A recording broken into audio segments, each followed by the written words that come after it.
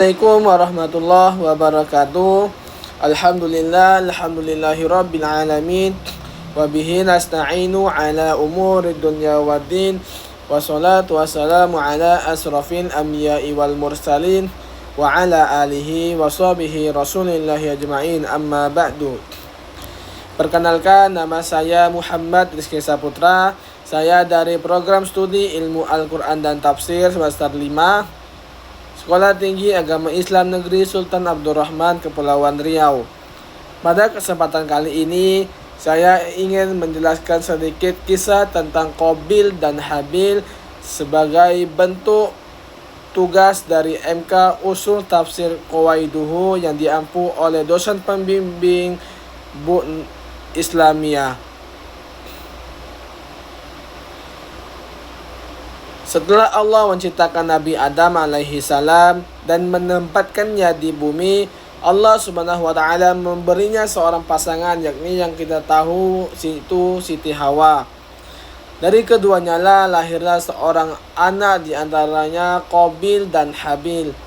Mereka tumbuh menjadi dua pemuda yang memiliki sifat dan karakter yang berbeda.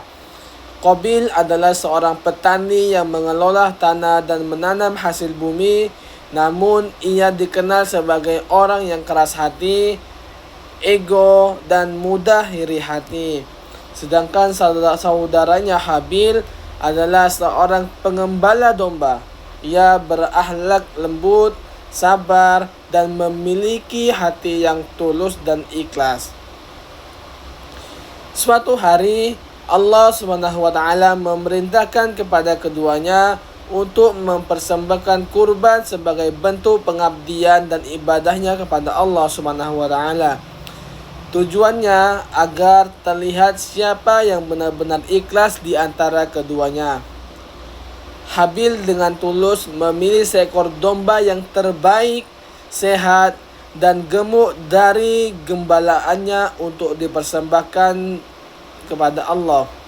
Sedangkan saudaranya Qabil justru memilih hasil tanaman yang paling jelek, yang sudah rusak, yang tidak layak dipakai, itu dipersembahkan untuk kepada Allah.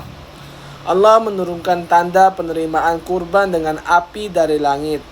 Api itu menyambar kurban Habil, tanda bahwa amalnya diterima. Sedangkan kurban Qabil tidak disentuh api, itu tandanya amalnya ditolak. Dari kejadian itu, Qabil merasa marah, kecewa, dan penuh iri hati kepada Habil. Ia berkata dengan emosi, "Aku pasti akan membunuhmu agar kurbanmu tidak lebih baik dariku." Kemudian Habil menjawab dengan tenang, "Sesungguhnya Allah hanya menerima kurban dari orang-orang yang bertakwa. Jika engkau menggerakkan tanganmu untuk membunuhku, aku tidak akan menggerakkan tanganku untuk membunuhmu. Aku takut kepada Allah, Tuhan semesta alam." Al-Quran Surah Al-Ma'idah ayat 27-28. Jawaban Habil ini menunjukkan bahwa beliau memiliki kelembutan hati dan kesabaran, namun kedengkian telah menguasai saudaranya Qabil. Pada suatu hari, ketika Habil sedang sendiri, Qabil mendatanginya dengan penuh amarah. Kemudian ia menyerang saudaranya hingga saudaranya terbunuh.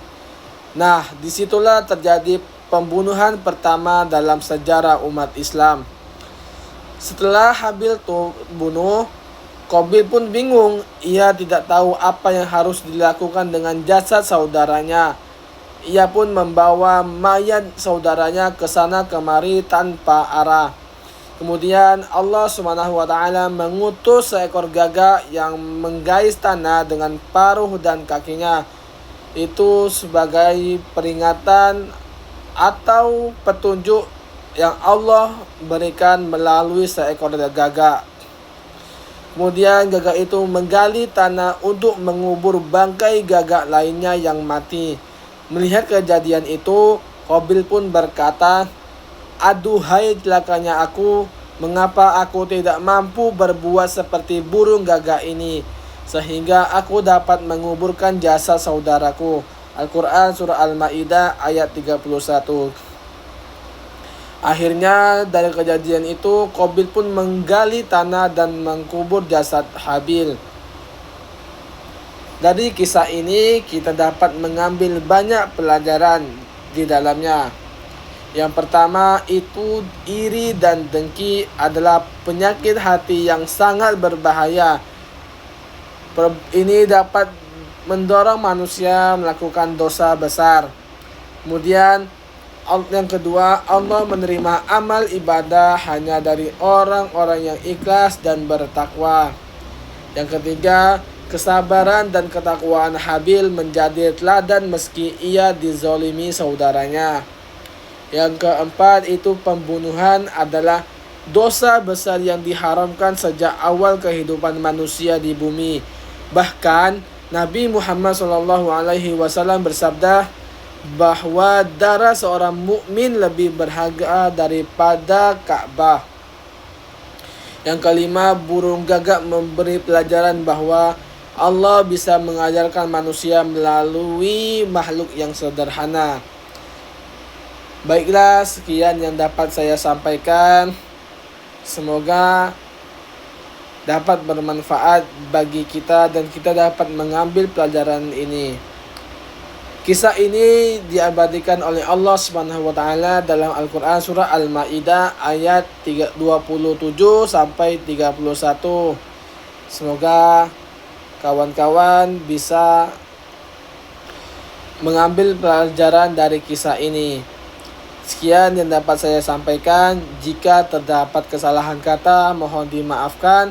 Saya akhiri dengan Assalamualaikum warahmatullahi wabarakatuh.